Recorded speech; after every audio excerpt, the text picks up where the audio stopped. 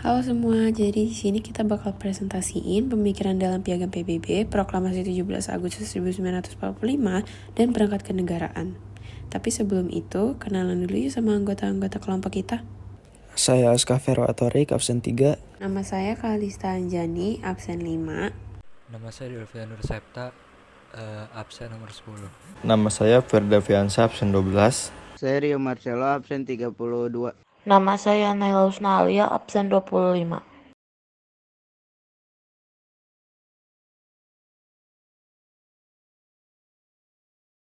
A. Pemikiran dalam Piagam PBB. Sebelumnya, kalian tahu nggak sih Piagam PBB itu apa? Piagam PBB adalah konstitusi PBB yang ditandatangani oleh 50 anggota asli PBB dan mulai berlaku pada tanggal 24 Oktober 1945 setelah diratifikasi oleh 5 anggota pendirinya. Sebagai konstitusi yang harus ditaati oleh anggotanya, Piagam PBB memuat pemikiran yang terkait dengan hak menentukan nasib sendiri dan HAM.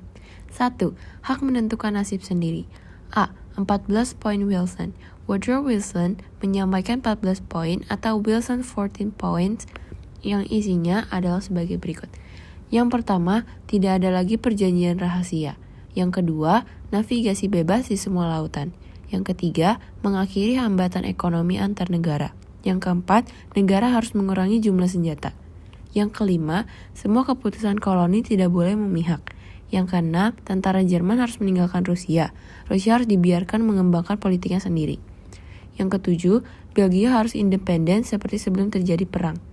Yang kedelapan, Prancis sepenuhnya dibebaskan dan diizinkan untuk memulihkan Alsace-Lorraine. Yang kesembilan, semua orang Italia diizinkan untuk tinggal di Italia. Yang kesepuluh, penentuan nasib sendiri diberikan kepada semua orang yang tinggal di Austria dan Hungaria. Yang ke-11, penentuan nasib sendiri dan jaminan kemerdekaan diberikan kepada Balkan. Yang ke-12, orang-orang Turki harus dipimpin oleh pemerintahan Turki. Orang non-Turki yang berada di Kekaisaran Turki harus mengatur diri mereka sendiri. Yang ke-13, Polandia harus memiliki akses ke laut dalam kemerdekaannya. Yang ke-14, Liga Bangsa-Bangsa harus dibentuk untuk menjamin kemerdekaan politik dan teritorial semua negara. B. Piagam Atlantik. Pada 14 Agustus 1941, Perdana Menteri Inggris Winston Churchill dan Presiden Amerika Serikat F.D. Roosevelt mengadakan pembicaraan khusus di atas gelada kapal Augusta di perairan Atlantik. Dalam pertemuan tersebut, kedua kepala pemerintahan itu bersepakat dan menandatangani Piagam Atlantik atau Atlantic Charter. Isi pokok dari Piagam Atlantik ini adalah sebagai berikut. 1. Tidak mengizinkan perluasan wilayah. Yang kedua, tiap bangsa berhak menentukan bentuk dan corak pemerintahannya sendiri atau Right of Self-Determination. Ketiga, semua negara berhak turut serta dalam perdagangan dunia. Keempat, mengusahakan perdamaian dunia sehingga tiap bangsa dapat hidup bebas dari kemiskinan dan ketakutan. C. Piagam PBB. Pada tanggal 25 April sampai 26 Juni 1945, kelompok pemenang Perang Dunia II di pelopori Amerika Serikat mengadakan konferensi bangsa-bangsa untuk organisasi internasional UNCIO di San Francisco. Tujuan konferensi tersebut adalah untuk membahas tatanan dunia pasca perang. Dari hasil konferensi itu, lahirlah sebuah piagam yang dikenal sebagai Piagam PBB. Hak penentuan nasib sendiri mencakup beberapa aspek yang saling berhubungan satu sama lain. Aspek-aspek ini tersebut adalah sebagai berikut. A. Aspek politik. Hak penentuan nasib sendiri adalah kemampuan dari suatu kelompok orang untuk menunjukkan secara kolektif nasib politiknya melalui cara-cara yang demokratis. B. Aspek ekonomi. Hak bagi semua bangsa untuk menentukan sistem ekonomi sendiri, kedaulatan atas pemanfaatan sumber daya alam. C. Aspek sosial. Hak untuk memilih dan menentukan sistem sosial di wilayah mereka sendiri, khususnya keadilan sosial. D. Aspek budaya. Hak untuk menentukan nasib sendiri berkaitan dengan pembentukan adat istiadat dan kebudayaan masing-masing bangsa. Yang kedua, hak asasi manusia. Menurut Undang-Undang Republik Indonesia Nomor 39 Tahun 1999 tentang hak asasi manusia, yang dimaksud dengan hak asasi manusia adalah seperangkat hak yang melekat pada hakikat dan keberadaan manusia sebagai makhluk Tuhan yang Maha Esa dan merupakan anugerahnya yang wajib dihormati, dijunjung tinggi, dan dilindungi oleh negara, hukum, pemerintah, dan setiap orang demi kehormatan serta perlindungan harkat dan martabat manusia. A. Hak asasi manusia di Yunani. Filsuf-filsuf Yunani seperti Socrates dan Plato meletakkan dasar bagi perlindungan dan pengakuan terhadap hak asasi manusia. Mereka menganjurkan masyarakat untuk melakukan kontrol sosial kepada penguasa agar tidak terjadi pelanggaran terhadap nilai-nilai keadilan dan kebenaran. Yang B. Perkembangan asasi manusia di Inggris. Hak asasi manusia di Inggris menyangkut hak-hak dasar dalam hukum setiap orang di Inggris sebagai bagian integral dari konstitusi Inggris. Hak manusia berasal dari hukum umum, dari undang-undang seperti Magna Carta, Bill of Rights 1689, dan Undang-Undang Hak Asasi Manusia 1998, dari keanggotaan Dewan Eropa, dan dari hukum internasional. Yang C. Perkembangan hak asasi manusia Amerika Serikat. Hak asasi manusia di Amerika Serikat secara umum dilindungi oleh Konstitusi Amerika Serikat dan amandemen-amandemennya, disepakati melalui traktat, dan ditetapkan secara legislatif melalui Kongres, Badan Perundang-undangan Negara Bagian, dan plebissit. Pengadilan federal di Amerika Serikat memiliki yurisdiksi atas hukum hak asasi internasional sebagai pertanyaan federal yang terjadi berdasarkan hukum internasional yang merupakan bagian dari hukum Amerika Serikat. Yang terakhir, perkembangan asasi manusia di Prancis. Perjuangan asasi manusia di Prancis dirumuskan dalam suatu naskah pada awal revolusi Prancis. Perjuangan itu dilakukan untuk melawan kesewenang-wenangan pemerintah kerajaan Prancis. Naskah tersebut dikenal dengan sebutan Déclaration des droits de l'homme et du citoyen. Pernyataan ini juga sesuai dengan semboyan revolusi Prancis, yaitu Liberté, Égalité, Fraternité.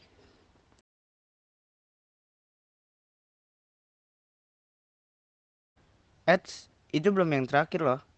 Yang terakhir, hak asasi manusia dalam Piagam PBB. Sejak tahun 1946, disusunlah rancangan Piagam Hak-Hak Asasi Manusia oleh Organisasi Kerjasama untuk Sosial Ekonomi Perserikatan Bangsa-Bangsa yang terdiri atas 18 anggota.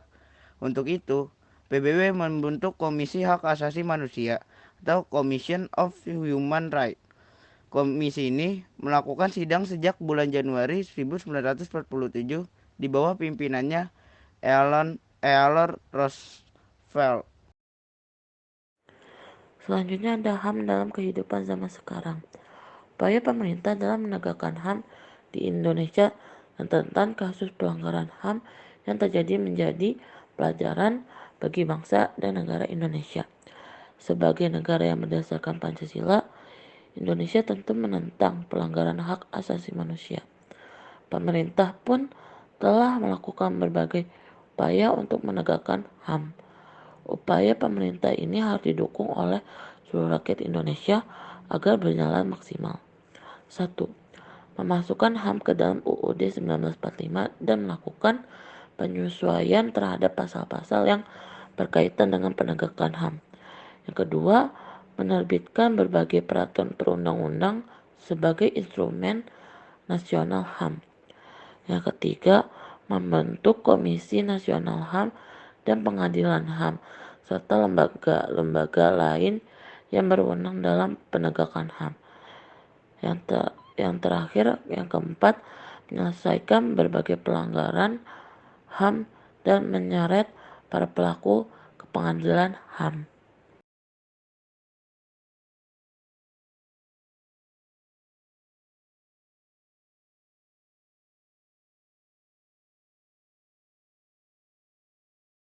Oke, menurut asumsi saya nih ya, pribadi saya selaku warga negara, bahwa tindakan-tindakan pemerintah dalam upaya penegakan HAM sebenarnya sudah secara keseluruhan bagus gitu kan ya. Dan dalam upaya semaksimal mungkin. Namun masih banyak kendala-kendala yang ditemukan untuk penegakan tersebut sehingga tidak maksimal hasilnya. Satu contoh yaitu seperti kasus yang terjadi tahun lalu di Stadion Kanjuruhan Malang. Menurut versi beberapa ahli HAM itu jelas pelanggaran HAM gitu kan ya. Namun polisi secara cepat langsung menindaklanjuti kasus tersebut dan hanya sebagai kasus hukum biasa saja gitu. Itu terus beberapa hari lalu Pak Jokowi selaku Presiden Republik Indonesia juga sudah memerintahkan jajarannya yang berkaitan dengan penegakan HAM harus kembali melihat, mereview beberapa kasus-kasus pelanggaran HAM besar yang pernah terjadi di Indonesia yang belum ditangani secara serius. Itu artinya ini adalah sinyalemen baik bagi penegakan HAM bahwa pemerintah juga berupaya secara maksimal untuk penegakan HAM termasuk di kasus-kasus yang sudah berlalu. Nah, itu menurut asumsi saya. Baik Pak, terima kasih. Hanya satu itu pertanyaannya? Iya. Oke, siap. Siapa atas Makasih. jawabannya? Sama-sama. B. Pemikiran dalam teks proklamasi dan UUD 1945. 1. Pemikiran hak menentukan nasib sendiri dalam teks proklamasi. Proklamasi kemerdekaan merupakan pengumuman kepada seluruh rakyat tentang adanya kemerdekaan. Dengan proklamasi telah diserukan kepada warga dunia tentang adanya sebuah negara baru yang terbebas dari penjajah. Kemerdekaan ialah hak segala bangsa. Karena setiap bangsa yang telah merdeka, berarti bangsa tersebut telah memiliki kedaulatan. Maka bangsa Indonesia mengakui kemerdekaan Indonesia pada tanggal 17 Agustus 1945. Tetapi Belanda beranggapan kemerdekaan Indonesia tanggal 27 Desember 1949 ketika terjadinya transfer of sovereignty lewat KMB. Yang kedua adalah hak asasi manusia dalam UUD 1945. Hak asasi manusia atau HAM adalah hak asasi manusia yang dimiliki setiap orang sejak lahir. Oleh karena itu, untuk melindungi hak asasi manusia, pemerintah memberlakukan pengaturan yang tegas dalam Undang-Undang Dasar Negara Republik Indonesia tahun 1945. Oleh karena itu, warga negara Indonesia berhak memperoleh hak asasi sesuai Undang-Undang Dasar 1945. Pemikiran dalam perangkat kenegaraan. Sidang-sidang PPKI pada tanggal 18 Agustus 1945, Panitia Persiapan Kemerdekaan Indonesia PPKI mengadakan rapat pertama setelah proklamasi. Rapat PPKI pertama itu dilakukan di sebuah gedung Choi Sang-in, Jalan Penjambon. Sebelum rapat PPKI dimulai, Muhammad Hatta meminta Ki Bagus Hadikusumo dan Kiai Haji Wahid Hasim, Mr. Kasman Sido Singudimejo, dan Mr. Teguh Muhammad Hasan untuk membahas kembali Piagam Jakarta, khususnya mengenai kalimat keutuhan dengan kewajiban menjalankan syariat Islam bagi pemeluknya. Yang kedua ada perubahan otoritas KNIP dalam lembaga kepresidenan. Di Indonesia sejak masa pergerakan nasional sudah mendambakan sistem pemerintahan demokratis. Salah satunya cirinya adalah adanya Dewan Perwakilan Rakyat, parlemen, yang anggota-anggotanya dipilih langsung oleh rakyat. Susunan kementerian pertama yang berhasil disusun sesuai dengan ketentuan UUD 1945 ditetapkan pada tanggal 2 September 1945 yang dipimpin sekaligus oleh Presiden Soekarno. Yang ketiga ada maklumat pemerintah nomor X tanggal 16 Oktober 1945 pada sidang KNIP pada 29 Agustus 1945 di Gedung Kesenian Pasar Baru, Jakarta. Presiden menyatakan bahwa seluruh terbentuknya MPR dan DPR, kekuatan legislatif, berada di tangan Presiden. Sementara pada bulan Oktober 1945 kelompok kiri sosialis di dalam KNIP di bawah kepemimpinan Sultan Syahrir telah berhasil menyusun kekuatan dan mendorong dibentuknya Badan Pekerjaan Komite Nasional Indonesia (BPKNIP). Maklumat 3 November 1945 adalah maklumat yang mendorong pembentukan partai-partai politik sebagai bahan dari demokrasi. Maklumat ini dikeluarkan untuk persiapan rencana penyelenggaraan pemilu 1946. Maklumat 3 November 1945 dapat disebut sebagai tonggak awal demokrasi Indonesia.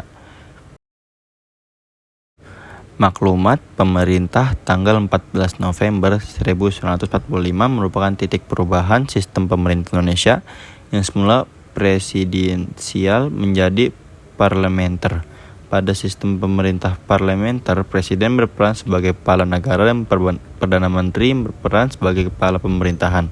Alasan yang mendorong Indonesia mengubah sistem pemerintahannya menjadi parlementer salah satunya karena sistem pemerintahan ini dianggap sebagai cermin demokrasi Indonesia dengan keharusan presiden untuk melapor atau bertanggung jawab kepada parlemen, menunjukkan bahwa presiden tidak absolut sebagai pemegang kekuasaan tertinggi. Selanjutnya ada makna pemikiran dalam Piagam PBB, Proklamasi 17 Agustus 1945, dan perangkat kenegaraan dalam kehidupan berbangsa dan bernegara. Yang pertama, kita bahas dari makna Piagam PBB. Jadi, Piagam PBB mengandung makna bahwa setiap bangsa diharapkan dapat menghormati kedaulatan negara lain, tidak boleh mencampuri urusan dalam negeri negara lain, hidup berdampingan secara damai, dan tidak boleh memaksakan kehendaknya kepada bangsa lain. Ada pula tujuan pokok PBB sekaligus mencerminkan isi dari Piagam PBB, seperti memelihara perdamaian dan keamanan internasional, memajukan hubungan persahabatan antar bangsa, menciptakan kerjasama internasional dalam menyelesaikan persoalan internasional, dan menjadikan PBB sebagai pusat penyelarasan segala tindakan bangsa-bangsa dalam mencapai tujuan. Yang kedua, ada makna Proklamasi 17 Agustus 1945. Jadi, Proklamasi Kemerdekaan Indonesia merupakan puncak perjuangan bangsa Indonesia dalam melepaskan diri dari belenggu penjajahan. Kemerdekaan yang telah lama dicita-citakan oleh bangsa Indonesia pada akhirnya dapat diraih pada tanggal 17 Agustus 1945. Sebagai bangsa Indonesia, kita patut menghargai jasa pahlawan dengan selalu siap mempertahankan keutuhan, persatuan dan kesatuan bangsa, rela berkorban untuk membela tanah air, serta giat belajar, bekerja keras, dan berkarya nyata untuk membangun bangsa. Dan yang terakhir ada makna pembentukan perangkat kenegaraan. Dengan diproklamasikannya kemerdekaan, berarti pada saat itu telah berdiri negara baru, yaitu Republik Indonesia. Setelah merdeka, bangsa Indonesia memiliki hak dan kekuasaan untuk mengatur rumah tangganya sendiri. Dengan adanya kemerdekaan ini, bangsa Indonesia berhak menentukan nasibnya sendiri dalam mencapai cita-cita nasionalnya. Oleh karena itu, diperlukan pembentukan alat kelengkapan untuk menjalankan roda pemerintahan untuk mencapai tujuan NKRI,